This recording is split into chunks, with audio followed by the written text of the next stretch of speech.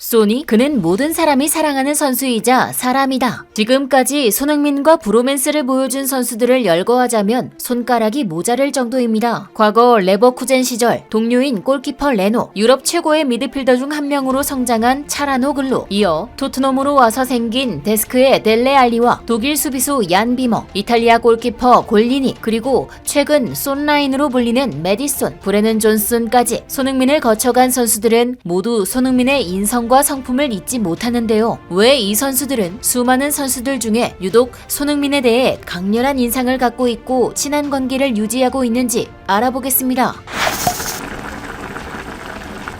영국 축구 전문지 디 애슬레틱은 최근 손흥민의 절친으로 알려져 있는 비머의 인터뷰를 공개했습니다. 그중 손흥민에 대한 내용은 축구 팬들에게 많은 감동을 주고 있는데요. 이 매체는 비머가 토트넘 호스퍼에서 뛰는 동안 남긴 유산은 바로 손흥민과의 브로맨스일 것이다. 현재 토트넘의 주장인 손흥민은 비머에 대해 가장 친한 친구라고 밝힌 바 있다고 보도했습니다. 비머는 소니는 내가 토트넘과 계약하고 얼마 되지 않아 합류했다. 당시 선수 연락 담당자가 독일어를 할 줄 아는 선수가 올 거라고 말했다. 나는 손흥민이 함부르크, 레버쿠젠에서 뛴 걸 알고 있었지만 독일어를 잘해서 놀랐다고 말했습니다. 그러면서 손흥민은 여러분들이 보는 그대로이다. 재미있고 긍정적이다. 정말 좋은 태도를 보여줬다. 독일어가 통하는 우리는 많은 걸 함께했다. 훈련도 같이 받았고 같이 저녁을 먹거나 런던을 둘러보기도 했다. 나는 떠났지만 그는 늘 그대로였다. 항상 같은 사람이다. 아직까지 연락하는 이유다. 손흥민 같은 레벨의 선수가 이런 성격을 갖고 있는 건 흔치 않다. 그는 정말 최고다고 밝혔죠. 이어 손흥민은 토트넘에 처음 왔을 때만 해도 영어를 그렇게 잘하지 않았다. 훈련 때도 붙어 다녔고 훈련 끝나고 밖에 나가서 저녁을 같이 먹었다. 같이 런던을 돌아다녔다. 고 덧붙였습니다. 이들이 절친인 것은 델리 알리의 생일 사진에서도 잘 드러나는데요. 에버튼으로 이적한 후에도 손흥민은 델리 알리와 비머와 여전히 함께 우정을 나누는 모습이 포착되기도 했습니다. 이어 비머는 손흥민의 집에 가면 그의 어머니가 항상 요리를 해주셨다면서 정말 좋았다. 그의 부모님도 매우 겸손하고 정말 친절했다. 그의 문화를 조금 더 알 수 있어서 좋았다 라고 밝혔습니다. 또한 그의 아버지는 항상 손흥민에게 매우 엄격했지만 그가 훌륭한 선수가 되기를 바랐다. 아버지는 매우 프로페셔널했고 손흥민과 그의 커리어에 큰 영향을 미쳤다 라고 강조했습니다. 비머는 손흥민과 함께 한국을 돌아다닌 일화를 떠올리기도 했는데요. 그는 내가 손흥민에게 넌 한국에서 가장 유명한 사람이야 라고 말하면 그는 아니야 그렇게 특별하지 않아 라고 말하더라 라고 손흥민의 겸손함에 놀라워했습니다. 또 그는 정말 미친 경험이었다. 상상도 못할 일이었다 면서 손흥민이 항상 마스크를 쓰고 있어서 눈만 볼 수 있었고 레스토랑의 특별한 방에 있었는데도 사람들은 손흥민을 알아보고 열광했다. 모두 손흥민은 알았다면서 도시의 모든 광고판에 손흥민의 얼굴이 있었다고 서울에서 함께한 순간을 회상했습니다. 축구 전문 매체 TBR은 19일 비머가 거의 10년 전에 만난 손흥민을 여전히 보고 있다는 소식은 상당히 인상적이라고 평가하며 31세의 손흥민을 둘러싼 드라마는 거의 없다. 하지만 확실히 축구 팬은 경기장 밖에서 그의 삶에 대해 부정적인 것을 결코 듣지 못한다. 손흥민은 확실히 프리미어리그에서 성공하고 싶은 선수들에게 훌륭한 모범을 보이는 선수라고 언급하기도 했죠. 손흥민과 비머가 함께 뛰던 시절 토트넘은 이 시대 초중반 선수들이 주축이었는데요. 손흥민, 비머 외에도 해리 케인, 델레 알리, 크리스티안 에릭센,